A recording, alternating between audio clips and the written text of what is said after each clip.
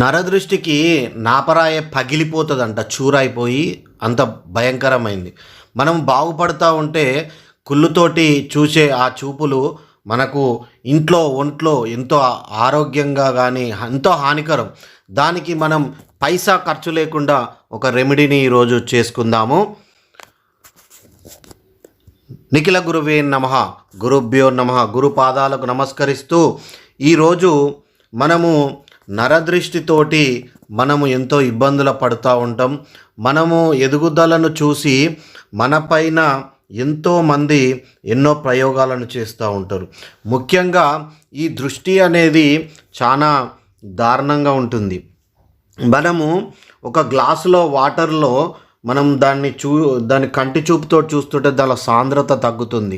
అదేవిధంగా మనలో ఉన్న ఎవరైనా చెడు దృష్టితోటి మనను చూసినప్పుడు మనలో ఉన్న ఆ యొక్క వాటర్ పర్సెంట్ ఎక్కువ ఉంటుంది కాబట్టి బాడీలో మనలో ఆ యొక్క వాటర్ సాంద్రత తగ్గి మనకు ఒంట్లో మనం ఒకటేసారి ఆ కనుదృష్టి తగిలినప్పుడు చూడండి, ఖచ్చితంగా ఆ మనిషి మనకు ఎంత తెల్లగున్నా నల్లగా అనిపిస్తూ ఉంటుంది. ఇట్లా మొత్తం ఏదో ఎండల తిరిగి వచ్చి మాడిపోయి ఉంటాడు, అలా తలుగుతుంది అన్నట్టు. కనుదృష్టి అనేది చాలా భయంకరమైంది. ఈ నరదృష్టి అనేది అత్యంత ప్రమాదకరమైన ఈ నరఘోష నరదృష్టి అనేది మనము, ఎందుకంటే దీని మీద చాలామంది ఎంతో ఇబ్బందులు పడి ఎంతో మంచి పొజిషన్లో ఉన్నవాళ్ళు కూడా ఒకటేసారి వాళ్ళ ఆర్థిక పరిస్థితి ఘోరంగా అయిపోయి అనారోగ్యం పాలయ్యి మనకు వాళ్ళు ఎట్లా అంటే వైద్య ఖర్చులకే, అంటే హాస్పిటాలిటీకే ఎక్కువ ఖర్చులు పెట్టే పరిస్థితి ఏర్పడ్డది. ఇంట్లో ఒకలకు కాకపోతే ఒకలకు, ఎవరికో ఒకటి ఏదో ఒక అనారోగ్యం. అంటే మనతోటి వండుకుంటూ మన ఇంట్లో మన కుటుంబం సంబంధించిన వారే మనం ఒక మంచి పొజిషన్లో ఉన్న, మనం ఒక మంచి రాజకీయ నాయకుల్లాగా రాజకీయంలో మంచి ఎదుగుతూ ఉన్న, మనము ఒక సమాజంలో ఒక ఆర్థికంగా మంచిగా ఉండే పరిస్థితిలో ఉంటే ఎవరో బయట వాళ్ళు వచ్చి మనకు చేయడం కాదు, మన ఇంటిలోనే మన చిన్నమ్మలు, మన చిన్నబాపులు, మన అత్తలు, మన మామలు, అంటే వీళ్ళే చేస్తారని చెప్తలే, అంటే మన తోడబుట్టిన వాళ్ళు, మన అక్కలు, మన చెల్లెళ్ళు, మన అన్నలు, అంతెందుకు మన సొంత తల్లి కూడా కనుదృష్టి ఉంటుందని చెప్పి మనకు కొంతమంది ద్వారా తెలిసింది. అంటే ఇది అంటే అలా అనే అందరూ ఉంటారని కాదు, సమాజంలో నేడు ఆ విధంగా తయారవుతున్నారు. ఇప్పుడు మనకంటే ఎక్కువ వాళ్ళు ఉన్నారని చెప్పి సొంత పాలోళ్ళు వారిపై నరఘోషతోటి వాళ్ళు ప్రయోగం చేపించేసి వాళ్లకు తెలియకుండా గురువుల దగ్గరికి పోయి ప్రయోగం చేపించి వాళ్ళు ఒక మంచి ఎత్తులో మంచి పొజిషన్లో ఉన్న వారికి వాళ్ళ బాబుకు ఆరోగ్యం మంచిగా లేకుండా చేసి వాళ్ళు హాస్పిటల్ చుట్టూ తిరిగేటట్టు చేసిళ్ళు. అంటే కారణం ఏంటిది? అంటే బయటికి ఏ మనిషి అయినా మంచిగానే కనిపిస్తాడు, లోపట ఉన్న కుతంత్రాలను కనుక్కోవడం చాలా కష్టం. మనతో ఎంతో మంచిగా నవ్వుకుంటూ మనతో మన ఇంట్లోనే అన్ని సౌకర్యాలు అనుభవించిన మంచి మనకు దగ్గరి మిత్రుడు, చాలా దగ్గరి మిత్రునికి జరిగిన సంఘటన ఇది.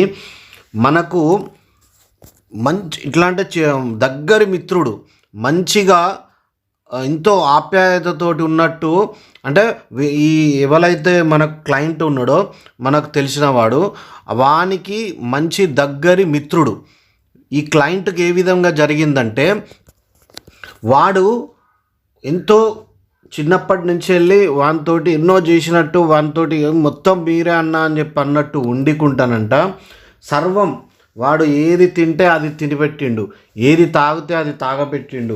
ఇంట్లో పరిస్థితులు మంచి లేదంటే ఇంట్లో చూసిండు, ఇంట్లో ఆరోగ్యం పరిస్థితి అమ్మ నాన్నకు మంచి లేకుంటే డబ్బులు సాయం చేయడం, కానీ వాళ్ళు ఇల్లు పరిస్థితి కూలిపోయే పరిస్థితి ఉంటే కూడా వాళ్ళకు ఆర్థికంగా సహాయం చేశాడంట. అటువంటి అంత సహాయం పొంది కూడా ఆ వ్యక్తి లోపట కుతంత్రాలతోటి మన యొక్క ఈ యొక్క వ్యక్తికి అంటే లోపట వానికి ఉన్నది, అరే వీనికి బాగా నాకంటే నా బాగా పేరున్నది, ఇంతటి అది ఉన్నది అని చెప్పి వానికి లోపట కుళ్ళుతాంది వాడు. ఆ కుళ్ళుతోటి వాడు బయట ఒకలాగా అంటే ఈ వ్యక్తి గురించే చెడుగా మాట్లాడడం, ఈ విషయాలు తెలిసి కూడా అరే నాతోటే ఉండేవాడు వీడే తప్పు చెప్తాడు కావచ్చు అని చెప్పి ఎంతోమందిని వీడు ఆ విధంగా వాడు చేయడు అని చెప్పి మనోడు వాళ్ళను రెఫ్యూజ్ చేసిండు, అంటే వాళ్ళని తిరస్కరించిండు, మీరు ఇంకోసారి నా దగ్గర రావద్దని చెప్పి. కానీ ఈ విషయాలని చెప్పి పిచ్చోడు వీనికి ఏం తెలుసు, ఏం తెలియకుండా వాడిని గుడ్డిగా నమ్మి ఇంతలో మన క్లయింట్కు వివాహం జరిగింది.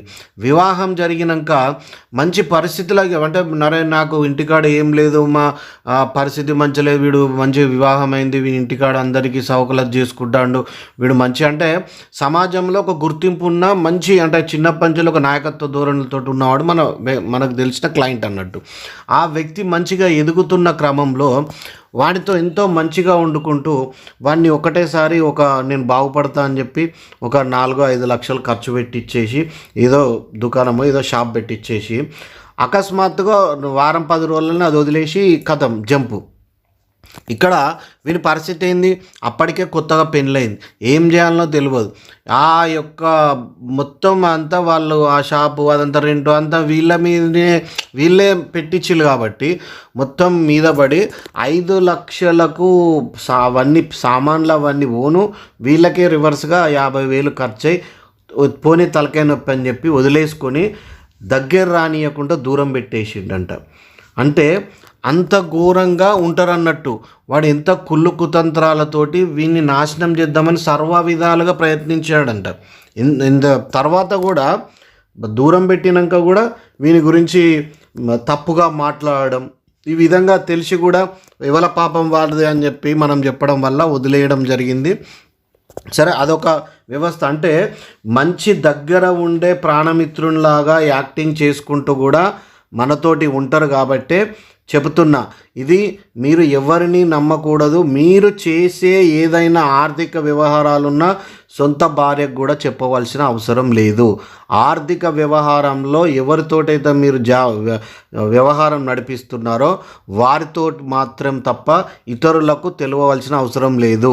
నువ్వు ఎంత 10 మందితో చెప్పుకుంటావో ఆ పని కాకుండా అంత దృష్టి ఉంటుంది అన్నట్టు. అరే వీడు ఎంతో బాగా ఎదుగుతాడు కావచ్చు అని చెప్పి దృష్టి ఉంటుంది. కాబట్టి ఖచ్చితంగా మీరు ఇటువంటి దృష్టిలో పెట్టుకొని మనకు ఇటువంటి కనుదృష్టులు కానీ నరఘోష అనేది ఘోష అనేది చాలా భయంకరంగా ఉంటుంది. కడుపులో ఉన్న కుళ్ళుతోటి వాడ కంటితోటి మనను చంపేసే అంత దారుణంగా ఉంటుంది. కాబట్టి ఈ యొక్క అత్యంత ప్రమాదకరమైన నరఘోష కానీ ఈ యొక్క నరదృష్టి కానీ మన ఇంటికి కానీ తగలకుండా ముందుగానే మనం జాగ్రత్తలు తీసుకునే ఒక చిన్న రెమెడీ మనము ఈరోజు తెలుసుకోవడం జరుగుతుంది.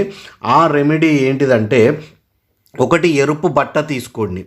ఎరుపు బట్టలో మనం వస అంటాం, మనం చిన్నప్పుడు వసకర్రను రాకి చిన్నపిల్లలకు మాటలు రావడానికి మనం వసపోస్తారు. అట్లా ఆ వస కర్రలు ఒక 4 వస కర్రలు, ఒక వేపాకు కొమ్మలై కాడలు, వేపాకు కొమ్మలై చిన్న చిన్న కాడలు, ఏలు సైజ్ అంతా కాడలు, ఈ వస కొమ్మ కూడా ఏలు సైజ్ అంతనే 4 వేపాకు కాడలు, 4 వేపాకులు ఒక 7 వేపాకులు ఒక 7, దాంట్లో 2 ముద్ద కర్పూరం, చిన్న చిన్న ముద్ద కర్పూరం, మరి ఉత్త కర్పూరం వేయకండి, ముద్ద కర్పూరం చిన్న చిన్న గడ్డలు 2, పటిక 2 చిన్న చిన్న పటిక ముక్కలు, చిన్న చిన్న 2 పటిక ముక్కలు వేసి దాంట్లో సింధూరం వేయండి. దాంట్లో సింధూరం, మనం హనుమంతునికి వేసే సింధూరం ఉంటుంది కదా, సింధూరం వేయండి. దాన్ని ఒక ఎరుపు బట్టలో కట్టేసి, ఇది మనం ఎప్పుడు చేయాలి, అమావాస్య రోజు రాత్రి మాత్రమే చేయాలి.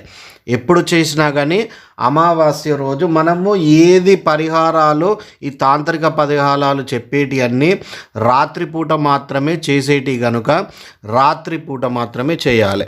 ఇది చేసి మనము ఇది చేసే ముందు మన ఇంటి మొత్తం ఒక దొడ్డుప్పును కలిపి వాటర్ ఉంటుందిగా, ఆ వాటర్ తోటి మొత్తం ఇల్లు అంతా మొత్తం తుడుచుకోవాలి. ఇది కట్టే ముందు మనము దీన్ని మూట కట్టినాక దానికి గుగ్గిలంతోటి కానీ ఊదుతోటి కానీ మంచిగా పొగేసి మొత్తం ఇల్లంతా కూడా పొగేసుకొని మంచిగా 9-10 గంటలకు చేయండి. రాత్రిపూట మంచిగా పొగేసుకొని మొత్తం నిండిపోవాలి పొగతోటి. మొత్తం ఇంట్లో ఉన్నది కూడా ఉరికిపోవాలి. అట్లా ఉరికిపోతాయి గుగ్గిలంతో వేస్తే. ఆ విధంగా దైవిక శక్తులు వచ్చేస్తాయి, వచ్చి ఇంట్లో ఉన్నదంతా పోతుంది. దీన్ని మీ యొక్క మెయిన్ డోర్ ఏడైతే ఉంటుందో ఆ మెయిన్ దర్వాజాకు అందరికీ కనపడేటట్టే కట్టండి. మెయిన్ దర్వాజాకు సెంటర్లో వచ్చేటట్టు అందరికీ కనపడేటట్టే కట్టండి. మీకు మెయిన్ డోర్కు కట్టేటట్టు లేకపోతే కొంచెం పైకని చెప్పి ఇట్లా చిన్న మీరు మామూలుగా దృష్టి అవి పెట్టుకోవడానికి మీరు ముందట ఉంటాయి కదా, ఒకటి ఏదన్నా మూలలాగా ఉంటుంది కాబట్టి దానికి కట్టేయండి. అందరికి కనిపించాలి. దాని కిందికి వెళ్ళే మీ ఇంట్లోకి ఎవరైనా రావడమైనా పోవడమైనా జరిగేటట్టు చూసుకోండి, అందరికీ కనిపించాలి. ఈ విధంగా మీరు ఒక్కసారి కట్టుకోవడం జరగదు. మీరు వీలైనప్పుడల్లా అమావాస్యకు దాన్ని మారవండి, మళ్ళీ కొత్తగా ఈ విధంగా కట్టుకోండి. మీకు అంతా మంచి జరుగుతుంది, ఎటువంటి ఆపదలు కూడా రావు. అదేవిధంగా మనము నిఖిల పరంపరలో భాగంగా నిఖిల ప్రత్యంగిర ఉపాసనలో ప్రత్యంగిర అమ్మవారి యొక్క పాటల పల్లకి అనే చెప్పి మనకి ఇంతవరకు తెలుగులో ప్రత్యంగిర అమ్మవారి పాటలు అనేటివి లేవు. మనము మొట్టమొదటిగా అమ్మవారి పాటలను ప్రాచుర్యంలోకి తీసుకురావడానికి మనము మొదలు పెట్టుకున్న ఈ కార్యక్రమానికి అందరూ ఎంతో కొంత అందరూ ముందుకు వచ్చి ఖచ్చితంగా సహకారం అందించండి. ఎందుకంటే దీనికి అధిక మొత్తంలో ఖర్చు అవుతుంది కాబట్టి అందరూ ఖచ్చితంగా చేయండి. ఇప్పుడు సహకారం అందిస్తేనే మనం ముందుకు వెళ్తాం. మనము ఈ యొక్క అమావాస్యకు మన దేవాలయంలో శివశక్తి దేవాలయంలో కూడా పూజలు చేస్తున్నాం కదా. హోమ కార్యక్రమాలలో ఎటువంటి ఆర్థిక ఇబ్బందులు కానీ ఎటువంటి మానసిక ఇబ్బందులు కానీ ఏ సమస్యలకైనా ఎండు మిరపకాయలతో ప్రత్యంగిర అమ్మవారికి మనం హోమాలు చేయడం జరుగుతుంది. ఆ యొక్క హోమ కార్యక్రమాల్లో పాల్గొనేవారు కూడా మన యొక్క వాట్సాప్ నంబర్ ఉంది కదా 8519863863 దానికి వాట్సాప్లో ముందుగానే తెలియజేయాలి. ఎందుకంటే మనకు ఆడ ఎక్కువ ప్లేస్ ఉండదు, ఒక 5 జంటలకు మాత్రమే ప్లేస్ ఉంటుంది కాబట్టి మీరు ముందుగానే తెలియజేస్తే మనము అక్కడ ఒక అమావాస్య కొగలకు ఒక అష్టమి కొగలకు ఈ విధంగా మేము అక్కడ ఎవరికి ఏ టైం అనేది మీకు సమయం కేటాయించడం జరుగుతుంది. ఎటువంటి డబ్బులు స్వీకరించబడదు. ఎవరికి ఎక్కడ ఒక్క రూపాయి కూడా మనం ఇక్కడ దేవాలయం నుండి మనం స్వీకరించము. కాకపోతే హోమం సంబంధించిన సామాన్లు మాత్రం మీకు సంబంధించిన ఎంతవరకు ఉంటుందో అది మేము సామాన్ల లిస్టు మీకు ఇస్తాం, అవి మీరు తెచ్చుకోవాలి. అంతవరకే, ఎక్కడ ఒక సంభావన కానీ ఏది కానీ ఉండదు. ఈ యొక్క శివశక్తి దేవాలయం ద్వారా హిందూ ధర్మాన్ని ప్రచారం చేయడానికి మాత్రమే మనం దీన్ని ఉపయోగిస్తున్నాం కాబట్టి ఎవరికి ఎటువంటి సమస్యలు ఉన్నా ప్రత్యంగిర అమ్మవారి అనుగ్రహంతో అందరూ బాగుపడాలని చెప్పి మనం చేస్తున్నాం కాబట్టి ఈ యొక్క కార్యక్రమంలో పాల్గొనేవారు పాల్గొనండి. ముఖ్యంగా మాత్రం అమ్మవారికి ఈ యొక్క పాటల పల్లకి అనే కార్యక్రమంకు మాత్రం ఖచ్చితంగా అందరూ సహాయం అందించండి. ఎందుకంటే మనకు దీనికి అధిక మొత్తంలో ఖర్చు అవుతుంది కాబట్టి దీనికి ఖచ్చితంగా అందరూ సహకారం అందించండి. మన 8519863863కే గూగుల్ పే ఫోన్పే ఉంటుంది, దానికి ఖచ్చితంగా అందించండి. ఈ యొక్క వీడియో చూసి వెళ్ళకుండా ఖచ్చితంగా లైక్ చేయండి, షేర్ చేయండి, సబ్స్క్రైబ్ చేయడం మాత్రం మర్చిపోకండి. జై ప్రత్యంగిర మాత.